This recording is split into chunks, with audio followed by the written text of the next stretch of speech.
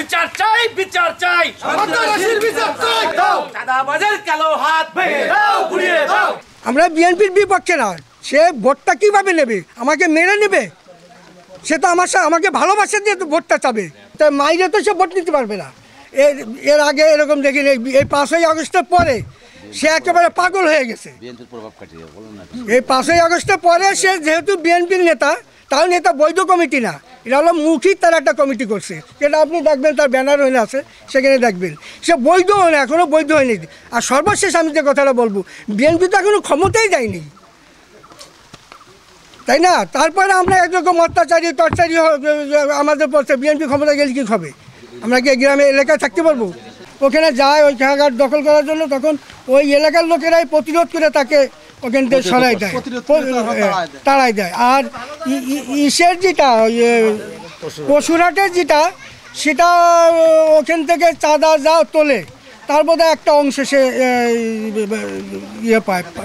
পেয়ে থাকে। হ্যাঁ, বিগত 16 বছর আগে আমি আমার ভাগ্নি জামাই এবং প্রতিবেশী ইবাদ শেখের নিকট থেকে 9 শতাংশ জমি খরিদ করি, কিন্তু তাদের বসবাসের জায়গা না থাকার কারণে আমি তাদের মানবিক কারণে এই জমি বসবাস করতে দেই।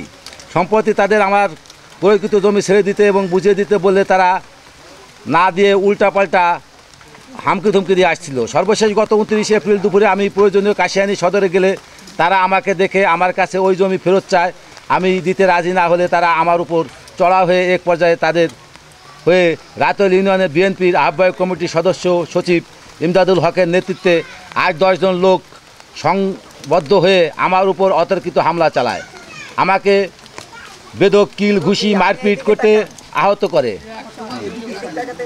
পরে আমি আত্মচিৎকার দিলে আশেপাশের লোকজন এগিয়ে আসলে তারা ঘটনাস্থল থেকে চলে যায়। 21 তারিখে রাত 8টার সময় মামুন সর্দার নামে এক ব্যক্তি সালিশ থেকে বাড়ি ফেরার পথে বটতলা এলাকায় পৌঁছলে বিএনপি নেতা ইমদাদুল লোকজন নিয়ে তাদের পথরোধ করার হত্যার হুমকি দেন। এছাড়া গত 25 দিন আগের একই গ্রামে আখের শেখের মাছের ঘের দখল ও মাছ লুটের চেষ্টা চালায় বিএনপি নেতা ইমদাদুল হক। এদিকে পোস্টার ছাড়ার অভিযোগ তুলে এলাকার বিভিন্ন লোকজনের নামে থানায় অভিযোগ দেন ইমদাদুল হক। তৎকালীন কাশিয়ানী থানার ওসি শফিউদ্দিনের যোগ সাজেছে আমি সহ এলাকার লোকজন হত্যা মামলা আসামি করে হুমকি দেওয়ার হয়রানি করেছেন। আবার মামলা থেকে নাম বাদ দেওয়ার কথা বলে টাকাও চেয়েছেন তিনি। এছাড়া একই গ্রামে মোস্তফা শেখের সাথে তার আপন ভাইয়ের বিরোধ চলছিল বিএনপি নেতা ইমদাদুল হক। তারপর ভাইয়ের পক্ষে লোকজন নিয়ে তাকে মারধর করে এবং মুখে দাড়ি টেনে ছিঁড়ে ফেলেন। বিল্লাল শেখ নামে এক ব্যক্তি ইমদাদুল হকের কাছে পাওনা টাকা পাবেন, টাকা চাওয়ার টাকা না চাইলে টাকা না দিয়ে উল্টাপাল্টা বেদর মারধর করেন তাকে। পাটের পাওনা টাকা চাওয়ার পরিবর্তে পাথরঘাটা গ্রামের খান জাহানকে মারধর করেন তিনি। ধানকোড়া গ্রামের বাসিন্দা ও কাশিয়ানী বাজারের ফার্নিচার ব্যবসায়ী আশরাফ ভূঁইয়াকে তার ব্যবসা প্রতিষ্ঠান থেকে জোরপূর্বক তুলে নিয়ে তিনি 5 লক্ষ টাকা চাঁদা দাবি করেন। গত 3 মাস আগে পারকরফা গ্রামের সোহান শেখ ইমদাদুলের কাছে পাটের পাওনা টাকা চাওয়ায় তাকে ভাইটেপাড়া বাজারের নদীর ঘাটে নিয়ে বেদর মারপিট করে এবং আহত করে, এমনকি উল্টাপা মামলার ভয়ভীতি দেখায় টাকা চাইলে। ধানকোড়া গ্রামের বাসিন্দা করিম মোল্লাকে তুচ্ছ একটা ঘটনার জেরে বিএনপি নিজেই জরিমানা করেন।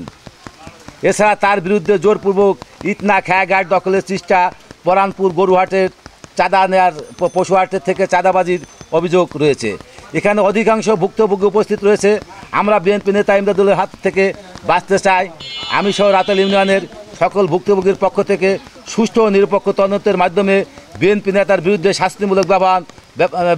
শাস্তিমূলক ব্যবস্থা ও ন্যায় বিচার প্রত্যাশা করছি। উপস্থিত সবাইকে ধন্যবাদ।